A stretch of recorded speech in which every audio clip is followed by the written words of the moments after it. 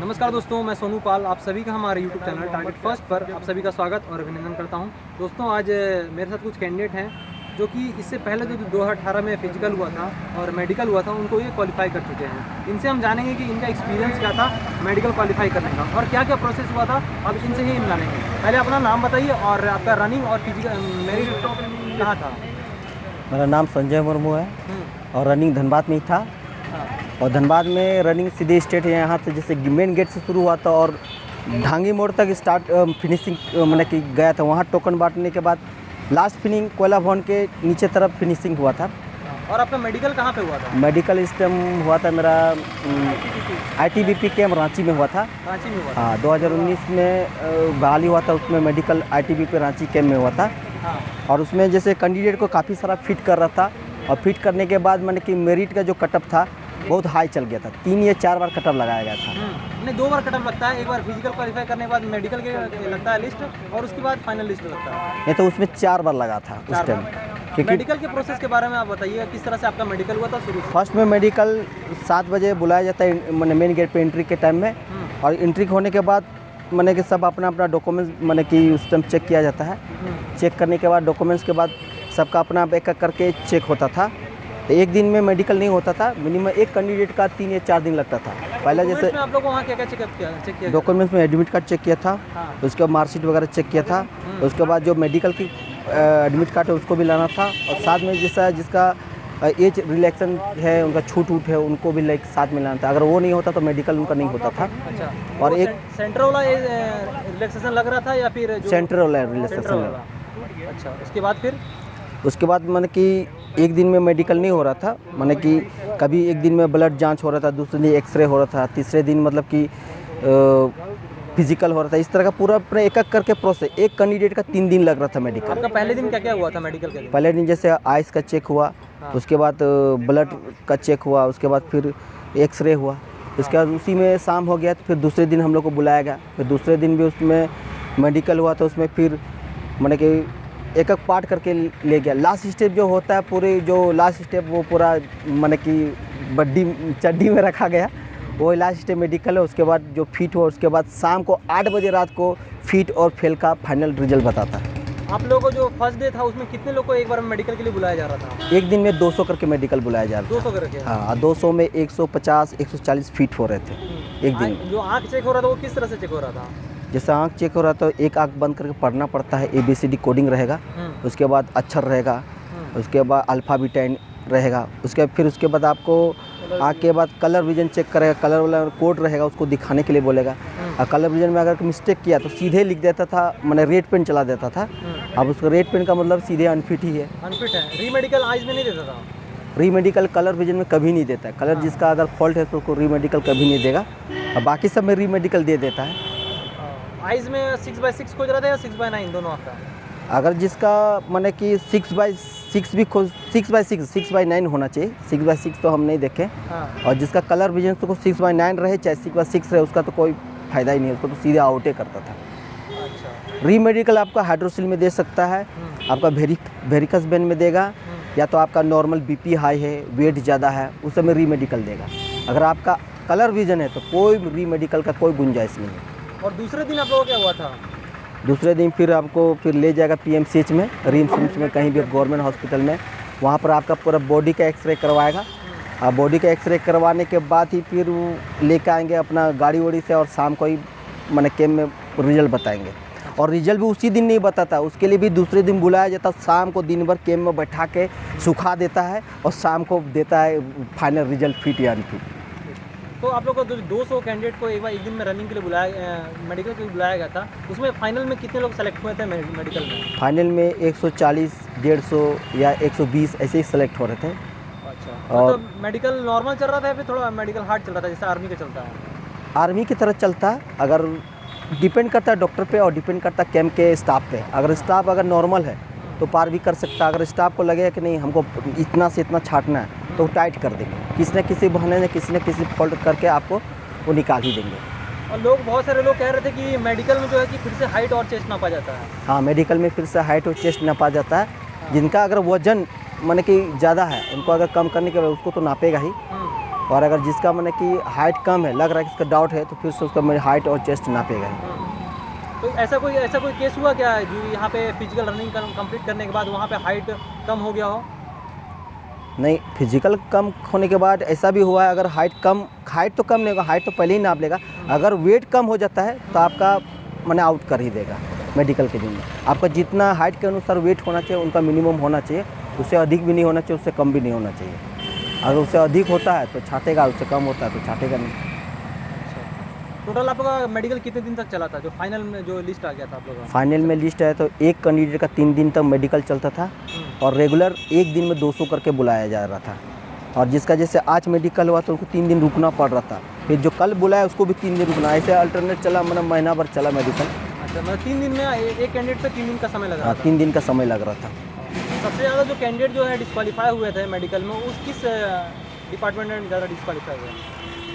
Department तो आप कैसे बता सकते हैं, जो में या फिर एल्बो नोकनी ये सब जो चेक होता है, मैंने कि सब में मीडियम में छट रहा था, कोई आइस में ज़्यादा छट रहा था, नोकनी में भी ज़्यादा, और वेरिकस वेन में ज़्यादा छट रहे थे। वेरिकस वेन और एल्बो किस तरह से किया जाता है, बता सकते हैं क्या? जो हाथ का एल्बो होता है, हाथ का एल्बो ऐसे करके चेक किया जाता है। हाँ। और आपको अगर थोड़ा सा भी तिरछा ऐसे थोड़ा सा तिरछा है तो आपको भगा देगा। एकदम स्ट्रेट ऐसा होना चाहिए, जैसे मेरा देखिए एकदम सीधा है, हाथ में तो हम कभी छटे भी नहीं है। और थोड़ा सा ऐसे होता तो उसको लगता है कि नहीं कुछ फोल्ड है या कुछ है, ऐसे करके छांटता तो यहाँ पे सिर्फ देख के मेजरमेंट करते हैं क्या, कोई स्केल भी लगाते हैं वहाँ पे? अगर उनको लगेगा कि इतना, कोई एक स्केल होता है मिनिमम, उसका डिग्री जो होता है, उनके डिग्री से अधिक अगर टेढ़ा होता है या फार्मर टेढ़ा लग रहा है उनको, तो स्केल लगा के देखेगा। अगर उसके बाद भी लगे कि नहीं हो रहा, मिनिमम उतना से नहीं है, तो उसको हटा ही देता है। अच्छा, मान लीजिए कि किसी को डिस्क्वालीफाई कर दिया गया, उनको फिर से मौका दिया जाता है क्या कि फिर से वो अपील कर सकें उसी दिन अप्लीकल के, जैसे डिस्क्वालीफाई किया जाता है मेडिकल में तो उसको रीमेडिकल के दिया जाता है, 45 दिन का रीमेडिकल दिया जाता है। आपको 45 दिन में एक चालान काटने के लिए देगा बैंक से, किसी बैंक से, तो उसी दिन में उसी डेट में आपको ऑपरेशन करके या कुछ करके आपको जाना पड़ेगा। अगर उसी दिन के अंदर में अगर उसका ठीक होता है, घाव अगर ठीक होता है तो उसको रीमेडिकल में लिखा, अगर उसको लगेगा नहीं ज़्यादा ही घाव सूखा नहीं है तो उसको रीमेडिकल में भी फिर आउट कर देता है। बहुत सारे लोग की कमेंट मैसेज कर रहे थे कि जो टैटू होता है वो कितने दूर तक छूट रहता है टैटू के बारे में? टैटू तो हम इतना ही बोलेंगे कि अगर कोई बंदा अगर टैटू बनाया है तो टैटू वाले को तो जा ही नहीं बहाली में, क्योंकि टैटू रहेगा तो आपको भगाएगा। अगर हाथ में थोड़ा से 2-3 इंच का रहता है तो चल जाता, लेकिन किसी के टैटू बना हुआ है तो उसको तो पहले ही उसको भगाएगा, उसको पहले रनिंग में ही आपको भगा देगा। तो रनिंग में तो यहाँ पे चेक नहीं किया जा रहा टैटू, वो तो मेडिकल में चेक होगा। वो तो जैसे यहाँ पर चेक नहीं किया जाता है, लेकिन फिर भी स्टाफ जो होता है आपका टैटू, आप यहाँ से पास होके जाओगे तो आगे छटोगे ही, वो लिख देता है।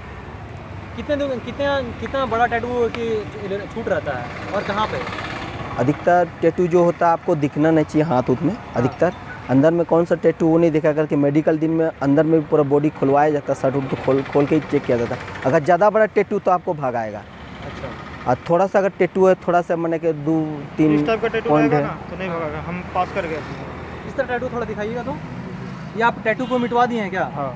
क्यों मिटवा दिए? वो मतलब फिजिकल का डर से मिटवाए थे। पिछला बार आपका भी मेडिकल हुआ है क्या? हम लोग के हो गया था। कब हुआ था मेडिकल आपका? 18 में हुआ था। 18 में हुआ था। कितने दिन का आप लोग मेडिकल चला था आप लोग का? मेरा वही प्रोसेस है। 3 दिन। और री मेडिकल के बारे में कुछ आप बता सकते हैं क्या?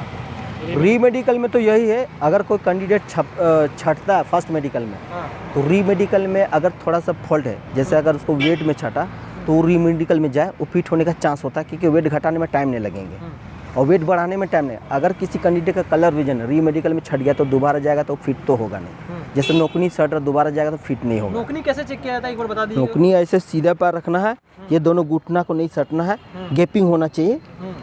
और उसको 90 डिग्री भी कराया जाता है क्या? हाँ, 90 डिग्री ऐसे करके चेक करेगा, फिर ऐसे करके चेक करेगा। अगर ज़्यादा ऐसे चिप सटाओगे तो ये दोनों सट जाता है, अगर ये सटेगा तो उसको रखेगा ही नहीं, उसका भी कोई इलाज नहीं है, क्योंकि बनावटी ऐसा होता है।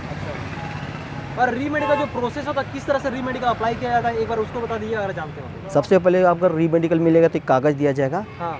और उस कागज़ को आपको बैंक का ही प्रोसेस होता है, उसमें जाके आपको 3 कॉपी देगा। एक कॉपी आप कैंप पे रहेगा, 2 कॉपी आपको दिया जाए। एक कॉपी आप उसमें पैसा भर के बैंक में जमा करना है, जो बैंक का ब्रांच नाम बताएगा वही बैंक में जाके जमा करना है। वहाँ से एक रिसीप्ट कॉपी रख लेगा और आपको एक स्लिप देगा। वही स्लिप आपको जब री मेडिकल के लिए बुलाया जाएगा, 45 दिन जितना भी दिन देगा, उस टाइम आपको उसको ले जाना पड़ेगा। और ले जाने के बाद उसी को दिखाना पड़ेगा, तब जाके आपको गेट में एंट्री होगा कि री मेडिकल कैंडिडेट है। जहाँ पे आप लोगों का मेडिकल हुआ था, री मेडिकल भी वहीं होता है या फिर किसी और जगह? नहीं, किसी और जगह। री मेडिकल क्या होता है, अगर मान ले बिहार, उड़ीसा और झारखंड, अगर एक एक कमांडेंट माने कि सेंट्रल गवर्नमेंट का अगर हेड कमांड करा 3 स्टेट को, तो आपको पटना भी बुला सकता। अगर झारखंड का बंदा है तो अगर उड़ीसा, बंगाल या झारखंड 3 स्टेट को कवर करता, तो आप ऐसा मत सोचे कि हम अगर झारखंड के तो हमको झारखंड में किसी भी ज़िले पे बुलाएगा, ऐसा नहीं होता है। अगर आपको अगर बुलाया जाएगा तो जैसे पटना में बीटा बड़ा कैम्प में बुलाया जाता है, जहाँ पर उसके माने आर्मी का कैम्प होता है, वहाँ पर हर स्टेट के बच्चे होंगे री मेडिकल में। कौन कहाँ से केरल से आया, कौन कहाँ से आया है, और वहाँ पर मेडिकल का वहाँ अगर फिट हो गए तो उसके बाद वहीं से सिलेक्शन होगा कि आपको इस स्टेट का ही बंदा फिट है। रेशियो क्या रहता है जो री मेडिकल में जो लोग जाते हैं, उनका रेशियो, पासिंग का रेशियो कितना रहता है? पासिंग 10 लोग हैं री मेडिकल में, तो कितने लोग वहाँ से क्वालिफाई कर जाते हैं? अगर 10 रहेगा तो 4, 3, 10 में 3 या 4 ही माने कि 30% का रेशियो रहता है। हाँ, 30-25 ऐसे ही रहता रेशियो, उससे ज़्यादा। और उसमें री मेडिकल में जो फॉर्म भरते हैं आप लोग, जो बैंक का बता रहे थे, उसमें कुछ पैसा भी लगता है क्या? पैसा तो देना पड़ेगा, क्योंकि री मेडिकल में आपको फर्स्ट मेडिकल जो लिया जाता है वो आप गवर्नमेंट करेगी मेडिकल, दोबारा आपको री मेडिकल दिया जाता है तो आपको पेमेंट पे करना पड़ेगा। कितना? ज़्यादा नहीं रहता, पहले तो 100 रुपीज़ था, अभी जितना बढ़ गया क्या हुआ वो हमको नहीं मालूम, लेकिन 100 रुपीज़ आपको पे करके जाना पड़ेगा। मतलब फॉर्म भी भरना पड़ेगा, और जो बैंक है चालान के थ्रू पेमेंट करते हैं या फिर ऑनलाइन? चालान के थ्रू देगा, ऑनलाइन पेमेंट नहीं होगा, चालान के थ्रू आपको रिसीव कॉपी देगा, वो रिसीव कॉपी जाकर दिखाना पड़ेगा। वो आपको वो जो पेपर मिलता है, जो बैंक का डिटेल्स रहता है, वो कहाँ मिलता है? वो आपको कैम्प में ही दिया जाएगा। जिस दिन री मेडिकल आपको छटेगा उसी दिन आपको कैम्प में फाड़ के दिया जाएगा कि आप यहाँ से कॉपी ले जाइए, इसमें आपको पेमेंट करके आना री मेडिकल में। और 45 दिन का जो टाइम देता है, उसी 45 दिन के अंदर में आपको ठीक भी होना है। ऐसा नहीं कि हम माने कि चालान पे कर दिए और हमको 45 दिन में कि दूसरे दिन भी 46 दिन आते हैं और बोलेंगे सर सॉरी सर कि हमको लेट हो गई है, तो उसका कोई सुनवाई नहीं है। क्या क्या पेपर मिलता है मेडिकल अनफिट होने के बाद? मेडिकल अनफिट होने का जो आपको मेडिकल में जो फिट हुआ, जैसे अलग अलग चीज़ पे जो फिट हो उसी का एक पेपर कटिंग दिया जाएगा, और री मेडिकल के जो कागज़ होता बैंक का चालान वो दिया जाएगा बस। और कुछ फाइनल मैसेज देना चाहेंगे जो कि मेडिकल देने आने वाले हैं उन लोग के लिए जो आप एक्सपीरियंस किए हैं? फाइनल मैसेज यही है, अगर कोई कैंडिडेट दौड़ निकालता है, ठीक है, तो मेडिकल में जाए, और जाने के बाद जैसे मेडिकल में एकदम नॉर्मल रहना। कोई को होता है कि डर के मारे बीपी हाई हो जाता है, बीपी तो क्या है कि नॉर्मल चीज़ से, अगर डर के मारे हाई भी हो जाता है, दौड़ के मारे कम भी होता है। उसका मैंने कि जाएँ और घबराना नहीं, नॉर्मल जैसे घर में रहता उसी तरह मेडिकल जाएँ। जो फिट होना रहेगा वो कैम्प के हाथ में होता है, और फिट होना सर के हाथ में होता है। सर जैसे अपना फिट करेगा तो होगा, और नहीं फिट होगा तो फिर भी निराश नहीं होना चाहिए, क्योंकि आए दिन मेडिकल होते रहता है। आपका कुछ एक्सपीरियंस है? आप माइक दीजिए उनको थोड़ा, आप कुछ एडवाइस देना? नहीं ठीक है। आप कुछ एडवाइस देना चाहेंगे जो कि मेडिकल देने आने वाले हैं उन लोग के लिए? कुछ बोलना चाहें तो भैया बता देंगे। आने वाले उनके लिए तो यही बोलेंगे कि मेडिकल अच्छा से दीजिए, और अगर रनिंग जो पास किया है तो वो अपना अच्छा से रहिए, ताकि हाथ पर कहीं चोट उट ना लगे। हम यही सलाह देंगे। अगर चोट लगता है तो उसको मेडिकल अचानक अगर दे देता है तो उसके लिए मुश्किल हो जाएंगे। कितने दिन के बाद फिजिकल निकालने, कितने दिन बाद आप लोग का मेडिकल हुआ था? पहले तो लॉकडाउन चल रहा था, तो हम लोग का वो 6 महीने के बाद रनिंग हुआ था, और 3 साल के बाद 1-2 साल के बाद मेडिकल हुआ था लॉकडाउन के कारण। अभी तो प्रोसेस उससे भाई काफ़ी फास्ट चल रहा है। ये 2 महीना भी नहीं हुआ, किसी को ये भी नहीं पता कि रनिंग कब, अचानक 1-2 महीना में रनिंग हो गया। तो अभी तो प्रोसेस जल्दी हो रहा, अगर हो सके तो 2-3 महीने के अंदर ही मेडिकल का डेट भी दिया जाएगा। चलिए, धन्यवाद आपका अपना एक्सपीरियंस शेयर करने के लिए, और आगे के लिए आप लोगों को, आप दोनों को बेस्ट ऑफ लक। जैसा कि आप लोग देखें दोस्तों कि जो भी कैंडिडेट जो कि पिछली बार 2018 में जो भर्ती आई हुई थी एसएससी जीडी की, उसमें ये जो कैंडिडेट थे, दोनों कैंडिडेट, इन्होंने अपना एक्सपीरियंस शेयर किया, और ये जो मेडिकल क्वालिफाई करके आए हुए थे, उनके बाद किसी कारणवश से इन लोग का मेडिकल फाइनल सिलेक्शन नहीं हो पाया। लेकिन उम्मीद करेंगे कि आप लोगों को जो इन्होंने एक्सपीरियंस दिया अपना फिजिकल मेडिकल का, उससे आप लोगों को ज़रूर कुछ ना कुछ आप लोगों का हेल्प होगा। और किसी तरह का आपको कोई भी दिक्कत होगा मेडिकल में, तो आप ज़रूर से कांटेक्ट कर लें इनसे। हम आपको इनके बारे में डिटेल्स में जानकारी आप लोगों को हम प्रोवाइड कर देंगे। उम्मीद करेंगे कि आपको ये वीडियो अच्छा लगा है और इन्फॉर्मेटिव वीडियो लगा है। और वीडियो अच्छा लगा है तो इस वीडियो को जरूर से लाइक करें, और चैनल पे अगर नया है तो चैनल को जरूर से सब्सक्राइब करें। और किसी तरह का मन में कोई डाउट है मेडिकल से रिलेटेड तो आप नीचे कमेंट बॉक्स में कमेंट करें, या फिर मेरा ईमेल आईडी लिख लें sonupal0702@gmail.com। आप इस पर कॉन्टैक्ट करें, आपको हम और भी जानकारी आपको प्रोवाइड करा पाएंगे। मिलते हैं अब हम लोग अगले वीडियो में, इन्फॉर्मेटिव वीडियो में। तब तक के लिए धन्यवाद।